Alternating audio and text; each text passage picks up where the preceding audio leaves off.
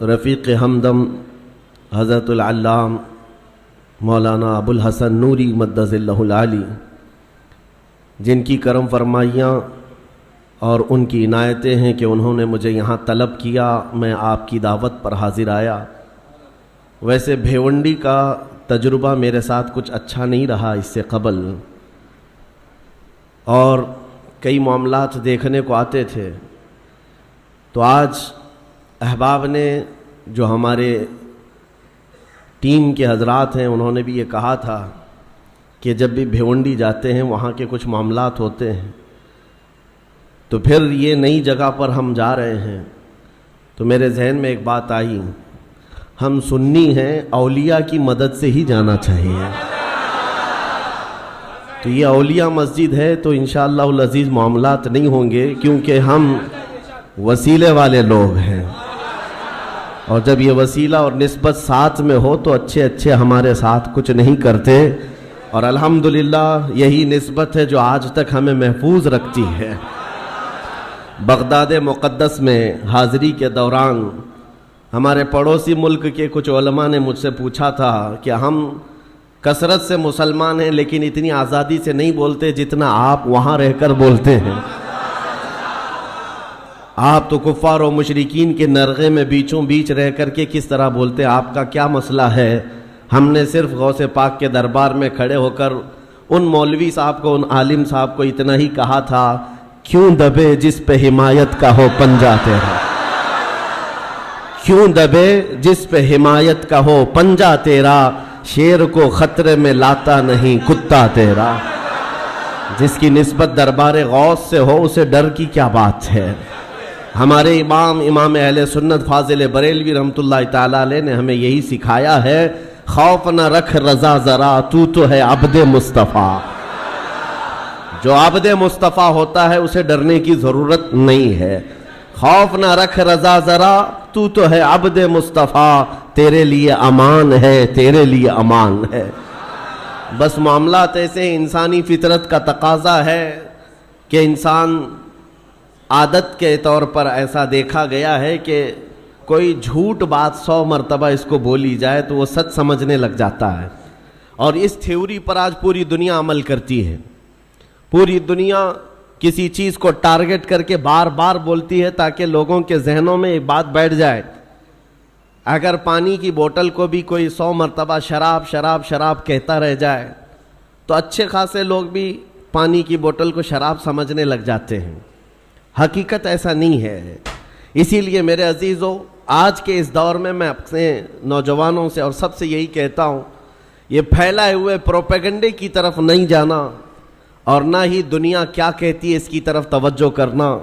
صرف اور صرف ذہن میں ایک بات یاد رہے، اللہ اور اس کے رسول راضی ہیں تو پوری دنیا روٹتی ہے تو روٹے، اس سے ہمیں کوئی فرق نہیں پڑتا۔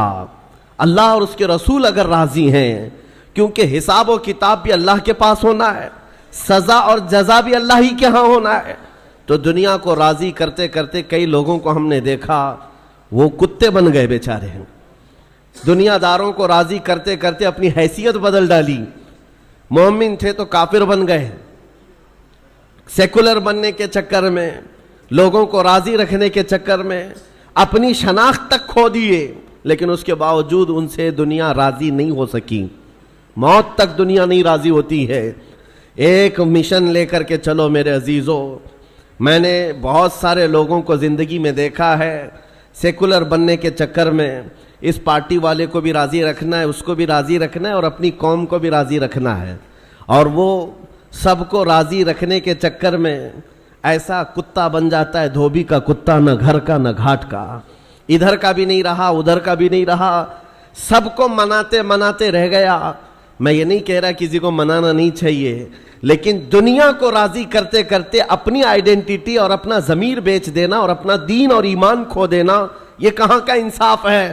اور سب کرنے کے باوجود بھی دنیا راضی نہیں ہوتی تو کرنا کیا چاہیے؟ بس بات اتنی ہے، اس دنیا کو اوپر سے لے کر نیچے تک کرنے سے بھی راضی نہیں ہوئی، لیکن میرا مولا صرف ایک سجدے سے راضی ہوتا ہے۔ میرے مصطفیٰ کریم صلی اللہ علیہ وسلم صرف ایک پکار پر راضی ہوتے ہیں، تو پھر کیوں نہ ان درباروں میں ہم اپنے آپ کو بیچ دیں جہاں جلدی سے جواب آتا ہے. یہی ہماری زندگی کا مشن ہو. نوجوانوں، آج مجھے جو بات عرض کرنی تھی وہ یہ ہے، قرآن نے یہ کہا ہے کہ جو جھاگ ہے وہ اڑ کر چلا جائے گا. جھاگ سمجھتے ہوں گے، جھاگ سمندر کے اوپر جو کف ہوتا ہے، یا کسی بالٹی میں آپ پانی ڈال کر سرف ڈال کر ہاتھ گھمائیں تو جو کف آتا ہے یہ جھاگ ہے، اور اس کی کوئی ویلیو نہیں ہوتی. ہوا آئی تو اڑ جاتا ہے. قرآن کہتا ہے یہ جھاگ جو ہے یہ اڑ کر چلا جائے گا. وَأَمَّا مَا يَنْفَعُ النَّاسِ، اور جو لوگوں کو نفع دینے والا ہے وہ ہمیشہ زمین میں برقرار رہے گا. اور نبی کریم صلی اللہ علیہ وسلم کی حدیث میں بھی یہ جھاگ کا لفظ ملتا ہے. کس لیے میں عرض کر رہا ہوں آپ کو بتاتا ہوں. یوشک ان تداعى علیکم الامم کما تداعى الاکلۃ الی قصعتها. حضور پاک صلی اللہ علیہ وسلم فرماتے ہیں ایک زمانہ تم پر ایسا آئے گا کہ ساری قومیں تم پر ایسے جھپٹ پڑیں گی جیسے بھوکا برتن پہ جھپٹتا ہے. سارے لوگوں کا ٹارگٹ تم ہی رہو گے. وہ زمانہ آج ہے. ہر ایک کا نشانہ ہم ہی تو بنے ہوئے. آج یہودیوں کا ٹارگٹ بھی ہم ہی ہیں، عیسائیوں کا ٹارگٹ بھی ہم ہی ہیں، چاہے وہ کفار و مشرکین ہو. ہمارے یہاں کے سب کا ٹارگٹ ایک ہی ہے، اسلام اور مسلمان. اور حضور نے فرمایا تھا یہ ایک زمانہ ایسا آئے گا. تو صحابہ نے پوچھا تھا اس وقت، یومئذ نحن من قلۃ یا رسول اللہ، اے اللہ کے رسول کیا اس زمانے میں ہماری تعداد بہت کم ہوگی؟ نبی پاک صلی اللہ علیہ وسلم فرماتے ہیں وَلَكِنَّكُمْ كَثِيرُونَ غُثَاءً كَغُثَاءِ الْبَحْرِ، نہیں تمہاری تعداد تو بہت زیادہ ہوگی لیکن تمہاری حیثیت سمندر کے جھاگ کی طرح ہوگی. سمندر کے جھاگ کی طرح. اب یہ جھاگ کا لفظ آیا، جھاگ اس کو کہتے ہیں جس کی اپنی پیورٹی نہیں ہوتی، ویلیو نہیں ہے، اس کا زمین میں قرار نہیں ہے. وہ موسم سے بنا اور موسم میں اڑ گیا، ہوا سے نکل گیا. اور یہ آج کثیر تعداد کو دیکھ کر کے اندازہ ہو رہا ہے یہ جھاگ ہے. ورنہ پوری دنیا میں آج 100 کروڑ سے زیادہ مسلمانوں کی تعداد، آپ کو اندازہ ہے 1 ارب سے زیادہ کی تعداد مسلمانوں کی ہے. 57 ممالک اسلامی ہیں. اسلامی نام سے جو کنٹریز ہیں وہ 57 ممالک ہیں. اتنی بڑی تعداد، لیکن آج ہمت کیسی ہے غیروں کی، کفار و مشرکین کی. جس طرح سے وہ چاہیں مسلمانوں کے ساتھ آج کھیلتے ہیں، اور اتنی بڑی تعداد کے ہوتے ہوئے کوئی کچھ نہیں کر پاتا. وجہ کیا ہے؟ یہ جھاگ ہے. اس جھاگ کو پیورٹی میں بدلنے کی آج ضرورت ہے، تعداد نہیں. اسی لیے میں ایک جملہ اکثر کہا کرتا ہوں، اسلام میں کوانٹیٹی نہیں کوالٹی دیکھی جاتی ہے. اسی کوالٹی کا نام اخلاص ہے، اسی کوالٹی کا نام پیورٹی ہے. جو اصل چیز ہے وہ ختم ہونے آ گئی. آپ کو اندازہ ہے ایک وہ دور ہے جب رسول کریم صلی اللہ تعالی علیہ وسلم کے ساتھ صرف 1200 صحابہ ہیں، اور آپ کا ایک قاصد، حضور پاک کے ایک سفیر جو تبوک کے مقام پر جا رہے تھے. جو جنگ تبوک لڑی گئی ہے اس کی وجہ میں بتا رہا ہوں. نبی پاک صلی اللہ علیہ وسلم کے ایک سفیر اردن، جو آج کا جارڈن کہلاتا ہے، اس جگہ کی طرف رواں تھے. بیچ راستے میں ایک عیسائی گورنر نے پکڑ کر کے حضور کے اس صحابی کے ساتھ بدتمیزی کی اور ان کو دردناک انداز میں قتل کر دیا، بے دردی کے ساتھ شہید کر دیا. ایک سفیر، ایک صحابی کا قتل ہوا. خبر پہنچی مدینہ طیبہ میں، تو کیا اس کو عام طور پر لے لیا جائے گا؟ نبی پاک صلی اللہ علیہ وسلم کا ایک سفیر قتل ہو گیا، ایک صحابی قتل ہو گئے. نہیں میرے عزیزوں، پورے مدینے میں ایسی ہوا پھیلی. دوسری صبح تھی، سارے مدینے کے ہر گھر سے نوجوان، ہر گھر سے سب باہر آئے اور نبی پاک صلی اللہ علیہ وسلم کے سامنے صفیں لگا کر کھڑے ہیں. آقا اجازت عطا فرمائے، آپ کے ترجمان اور آپ کے سفیر کے ساتھ جس نے کیا ہے، ہم اس کے پورے ملک کو الٹ کر کے آ سکتے ہیں، اس کی سلطنت کو ختم کر کے آ سکتے ہیں. نبی پاک صلی اللہ تعالی علیہ وسلم نے صحابہ کی صفیں لگائی اور اجازت دیا، خود بھی چل کر کے گئے. آپ تاریخ پڑھ کر کے دیکھنا جنگ تبوک کی وجہ کیا تھی. حضور اکرم صلی اللہ علیہ وسلم نکلے، 1000 اور کچھ صحابہ تھے. لیکن جیسے ہی ان کا رعب و جمال دیکھا، جلال دیکھا، وہ جو سلطنت تھی بیزنطینی، اور اس وقت ابھی نبی پاک صلی اللہ تعالی علیہ وسلم قریب پہنچے بھی نہیں تھے کہ یہ جنگ چھڑ گئی، اور اس کے بعد ایسی جنگ ہوئی تھی، تاریخ شاہد ہے، نہ وہ گورنر باقی رہا، نہ وہ سلطان باقی رہا، نہ اس کی فوج باقی رہی، پھر صحابہ نے پرچم اسلام لہرا دیا۔ جس نے سلطنت اسلام کے خلاف انگلی بھی اٹھائی ہے، صحابہ کا ایک جم غفیر نکلا تھا، وہ ان کا احساس تھا، وہ ان کی پیوریٹی تھی۔ جنگ بدر میں جب جا رہے تھے، پہلی جنگ تھی، صحابہ کے ساتھ حضور جا رہے تھے، پتہ ہے مدینہ طیبہ سے بدر کا میدان 160 کلومیٹر ہے، تقریباً 160-180 کلومیٹر کے قریب، پیدل چل کر کے گئے تھے۔ اور وہاں جانے کے بعد جو صحابہ ہیں ان کو حضور پاک نے ایک خطاب کیا تھا رات کو کہ اگر تم میں سے کسی کو مدینہ واپس جانا ہے تو چلے جاؤ۔ سختیاں بڑھ گئی، 1000 سے زیادہ کافر آ گئے، ہتھیار جنگ سب لے کر کے۔ تو صحابہ کیا کہتے ہیں جانتے ہیں؟ رات میں کھڑے ہو کر انصار صحابہ یہ کہتے ہیں، یا رسول اللہ ہم بنی اسرائیل نہیں ہیں، بنی اسرائیل نہیں ہیں جنہوں نے موسیٰ علیہ السلام سے کہا تھا آپ جائیے اور آپ کا خدا اور آپ مل کر کے لڑیں، ہم امت محمدیہ ہیں۔ یا رسول اللہ آپ تو بدر تک لائے ہیں جو 160 کلومیٹر کا سفر ہے، اگر میرے آقا آپ 1000 کلومیٹر دور یمن تک بھی لے جاتے، ہم میں سے کوئی پلٹ کر کے نہیں دیکھتا، آپ کے ساتھ چلتے۔ یہ صحابہ کا جو احساس تھا نبی پاک صلی اللہ تعالی علیہ وسلم کے ساتھ چلنے کا، وہ اسلام کو ایسا مضبوط بنایا ہوا تھا کہ کسی کو آنکھ اٹھا کر دیکھنے میں 1000 بار سوچنا پڑتا تھا، سوچنا پڑتا۔ ڈیفنس جو مضبوط ہوتا ہے وہ ہمارے اتحاد سے اور ہمارے احساس سے، تعداد سے نہیں، تعداد سے نہیں۔ آج بھی بہت سارے لوگوں کے پاس تعداد ہے لیکن وہ تعداد معنی نہیں رکھتی۔ قرآن پاک میں اللہ تعالیٰ نے فرمایا ہے ان یکم منکم 20 صابرون یغلبوا 200، اگر تم میں 20 لوگ صبر والے ہو جائیں، اللہ فرماتا ہے میں 200 پر انہیں غالب کروں گا۔ قرآن کا فرمان جھوٹا نہیں ہے، قرآن کا فرمان غلط نہیں ہو سکتا۔ بس وہ قوم کہاں ہے جن کے اندر پیوریٹی تھی، اخلاص تھا، جو حساس تھے۔ آج دل درد کرتا ہے جب فلسطین کے بچوں کی شہادت دیکھتے ہیں۔ آج 5000 سے زیادہ صرف چھوٹے بچے قتل کیے گئے، ان کا قصور کیا تھا؟ بن کھلے مرجھا گئے، ان کلیوں کا کیا کہنا ہے جو دنیا کی ابھی رانائیاں دیکھے تک نہیں ہیں؟ ان بچوں کی شہادتوں پر دنیا آج خاموش تماشائی ہے۔ میرے عزیزوں، کفار و مشرکین، یورپ کے یہ سارے فسادی، امریکہ جیسے جتنے دادا گیری کرنے والے لوگ ہیں، ان کا تو مذہب ہی ہے، لیکن مسلمانوں کو کون سا سانپ سونگھ گیا جو ان نہتے تڑپتے بچوں کو دیکھ کر کے ابھی بھی مست ہیں، اپنے عیش میں جی رہے، آج بھی اپنی زندگیوں میں کوئی فرق نہیں آتا۔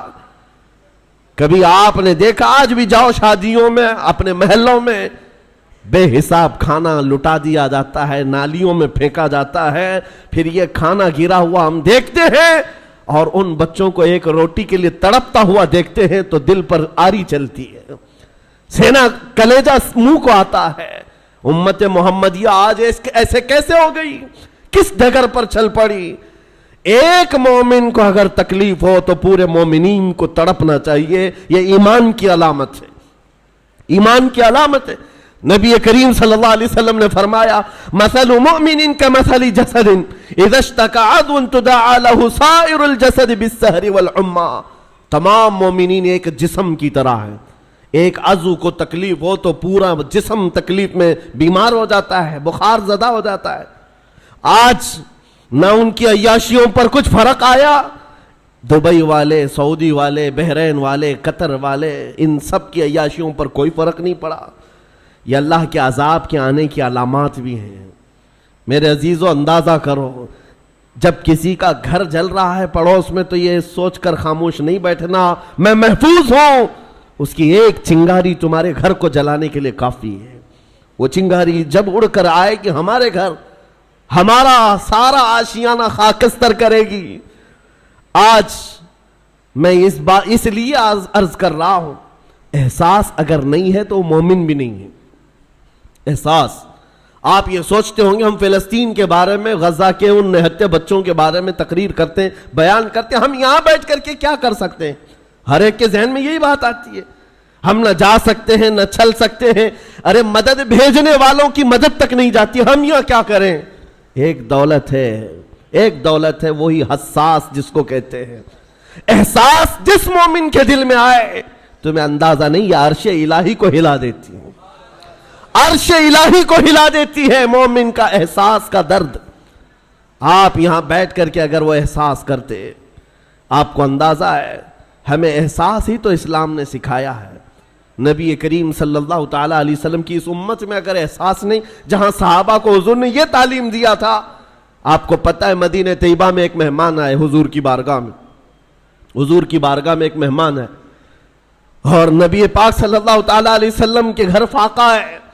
حضور نے صحابہ سے کہا کوئی ہے جو میرے مہمان کی مہمان نوازی کرے، اللہ اس کی مہمان نوازی کرے گا. حضرت ابو طلحہ انصاری کھڑے ہوتے ہیں، کہا یا رسول اللہ میں آپ کے مہمان کو لے جاتا ہوں. ان کو خود کو خبر نہیں ہے گھر میں کچھ ہے بھی یا نہیں. مہمان کو لے کر چل پڑے. جب گھر آئے بیوی سے کہا رسول اللہ کے مہمان گھر آئے ہیں. بیوی نے کہا آپ نے پوچھا اوچھا کچھ نہیں، گھر میں صرف ایک آدمی کا کھانا ہے، ایک ہی آدمی کا کھانا ہے، میں ہوں آپ ہیں اور بچے ہیں، 2 بچے ہیں ان کے. بیوی نے یہ کہا تو آپ گھبرائے، کہا ایک آدمی کا کھانا ہے، مہمان گھر پر آیا ہے. اور خاتون بھی کیسی ہے، صحابیہ ہے، کہتی ہیں گھبرائیے مت، اللہ کے رسول کے مہمان آئے، میں بچوں کو تھپک کر کے سلا دوں گی، آج کی رات وہ نہیں کھائیں گے. رسول اللہ کے مہمان گھر پر ہیں. اور اس کے بعد خاتون کہتی ہیں جب میں دسترخوان پر کھانا لا کر کے رکھوں گی، چراغ آپ پھونک کر کے بجھا دینا، اور آپ کھانے جیسی حرکت کرتے رہنا، مہمان کھاتا رہے گا. آپ کھانا نہیں، بس منہ چباتے رہنا اس کے سامنے بیٹھ کر اندھیرے میں، مہمان پیٹ بھر کر کھا لے گا، میں اور آپ ایسے ہی صبر کر لیں گے، اللہ کے رسول کے مہمان کو تو کھلائیں گے. یہ صحابہ کا تھا معاشرہ. مہمان کو دسترخوان پر بٹھایا، بچوں کو تھپک کر سلایا. جب کھانے کا وقت آیا تو آپ نے چراغ گل کر دیا اور کھانا رکھا. مہمان سے کہا کھاؤ. مہمان نے کہا آپ بھی کھائیے. کہا ہم بھی کھا رہے ہیں. اور خالی سوکھا منہ چباتے رہ گئے. اور مہمان اس اندازے میں کہ سب کھا رہے ہیں، پیٹ بھر کر کھانا کھا لیا اور سویا. صبح اٹھنے سے پہلے جبرائیل امین حضور کی بارگاہ میں آئے. کہا یا رسول اللہ صلی اللہ علیہ وسلم، آپ کے مہمان کے ساتھ آپ کے صحابی نے جو سلوک کیا ہے، پورے آسمان کے ملائکہ میں اس کا چرچا چل رہا ہے، اس کا چرچا فرشتوں کے درمیان چل رہا ہے. یہ تھا میرے نبی کا معاشرہ. احساس، کسی ایک کے لیے اپنا پورا نچھاور کر دینا. جنگ موتا کے درمیان ایک پانی کی کھٹوری پر 3 لوگوں نے جان دے دی تھی. یہ بھی واقعات مشہور ہیں. ایک بکری کے گوشت کا بھنا ہوا سرا کسی کے گھر میں آ جائے، صحابی اپنے پڑوس میں بھیجتے رہے، اور وہ پورے مدینے میں گھومتا تھا. ہر صحابی یہ خیال کرتا شاید میرا پڑوسی بھوکا ہے. یہ معاشرہ میرے نبی کا بنایا ہوا تھا. آپ کو پتا ہے حضرت عمر فاروق رضی اللہ تعالیٰ عنہ کا دور ہے، جب آپ رات کے وقت تنہا نکل پڑتے تھے اپنے خادم کے ساتھ مدینے کے حالات کو معلوم کرنے کے لیے. اپنے ایک خادم کے ساتھ کہیں سے گزر رہے تھے، ایک گھر سے کراہنے کی آواز آئی، ایک عورت کے رونے کی آواز آئی. رک گئے، اور آپ کے چہرے پر نقاب پڑا رہتا تھا، امامہ شریف اور نقاب جس طرح سے عربوں کا رواج ہوتا. اس گھر کے باہر کھڑے رہے. کھٹکھٹایا تو ایک شوہر، اس کا شوہر باہر آیا. پوچھا کیا بات ہے؟ مرد نے کہا میری بیوی کے ولادت کا وقت قریب آ گیا ہے، حاملہ تھی، بچہ پیدا ہونے کا وقت قریب آ گیا ہے، اور وہ درد ذہ سے تڑپ رہی ہے، لیکن دیکھنے کے لیے عورت کوئی نہیں ہے، کوئی عورت قریب میں نہیں ہے. خلیفۃ المسلمین ہے وقت کا، جس کے نام سے قیصر و کسریٰ کانپتے ہیں. دوڑ کر اپنے گھر گئے، اپنی بیوی اور اپنی بہو کو بھیجا، جاؤ فلاں گھر میں ایک بچی کی ولادت، ایک عورت درد ذہ میں ہے، بچے کی ولادت ہونے والی ہے. رات بھر امیر المومنین اپنی عورت اور اپنی بہو کو اس گھر پر بھیجتے ہیں، اور خود آ کر کے باہر انتظار کرتے بیٹھے ہوئے. اس کے شوہر کے ساتھ باتیں کر رہے ہیں اور گھر سے کچھ کھانا پکا کر لا رہے ہیں اور وہ مزے سے کھاتا رہا ہے. نہ اس شوہر کو معلوم ہے نہ اس کی بیوی کو معلوم ہے کہ ان کے گھر کی یہ عیادت کرنے والا وقت کا خلیفہ ہے. کسی کو نہیں معلوم. صبح بچے کی ولادت ہو گئی اور اس کے بعد حضرت عمر ایسی خوشیاں بانٹ رہے ہیں جیسے لگتا ہے ان کے گھر میں بچے کی ولادت ہوئی. اور جب آپ نے مبارکبادیاں دی اور گھر واپس چلے گئے تو بعد میں محلے والوں نے کہا رات بھر تیرے گھر میں جو عورتیں تیمارداری کر رہی تھی وہ کوئی اور نہیں امیر المومنین کی بیوی تھی, امیر المومنین کی بہو تھی. یہ احساس تھا ایک عورت کے درد کی آواز آئے تو خلیفہ بے چین ہو جاتا. آج فلسطین سے اٹھنے والی آوازوں سے کسی کی نیند پر فرق نہیں پڑتا, کسی کی نیند خراب نہیں ہوتی. وقت کے عیاش حکمران, ظالم حکمران اپنی کرسیوں پر ویسے ہی مزے لے رہے ہیں, بلکہ بسا اوقات ایسا لگتا ہے یہ بچوں کی اور بچیوں کی جھنجھوڑنے والی آواز ان کی کرسیوں کو کیوں نہیں ہلاتی. یاد رکھو قرآن پاک میں اللہ نے فرمایا وَإِذَا الْمَوْءُودَةُ سُئِلَتْ بِأَيِّ ذَنبٍ قُتِلَتْ, ان بچوں کو جو آج مار دیا گیا ہے, یہ سورہ تکویر کی آیتیں بتا رہی ہیں, یہ قیامت کے دن بچیاں اٹھائی جائیں گی اور رب تعالیٰ سے پوچھیں گی مولا مجھے بتا کس جرم میں مجھے مارا گیا تھا, میرا گناہ کیا تھا جو مجھے قتل کیا گیا. آج یورپ کے درندے اور اسرائیل کے جتنے ظالم ان کے قتل میں شریک ہیں وہ الگ قاتل ہیں, لیکن یہ چپی اور یہ خاموشی پوری دنیا کی یہ الگ قاتل ہے, یہ الگ قاتل ہے.